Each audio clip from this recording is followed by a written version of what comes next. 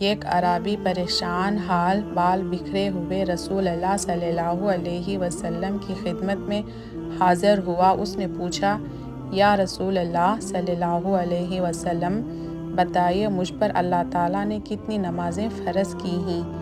آپ صلی اللہ علیہ وسلم نے فرمایا کہ 5 نمازیں۔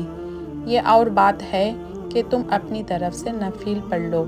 پھر اس نے کہا، بتائیے اللہ تعالیٰ نے مجھ پر روزے کتنے فرض کی ہیں؟ ان حضرت صلی اللہ علیہ وسلم نے فرمایا کہ رمضان کے مہینے کے۔ یہ اور بات ہے کہ تم خود اپنے طور پر کچھ نفل روزے اور بھی رکھ لو۔ پھر اس نے پوچھا، اور بتائیے زکوٰۃ کس طرح مجھ پر اللہ تعالیٰ نے فرض کی ہے؟ آپ صلی اللہ علیہ وسلم نے اسے شروع اسلام کی باتیں بتا دیں۔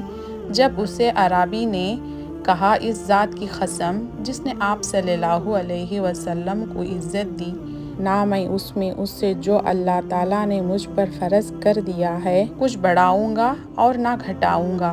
اس پر رسول اللہ صلی اللہ علیہ وسلم نے فرمایا، اگر اس نے سچ کہا ہے تو یہ مراد کو پہنچا۔ یا آپ صلی اللہ علیہ وسلم نے فرمایا کہ اگر سچ کہا ہے تو جنت میں جائے گا۔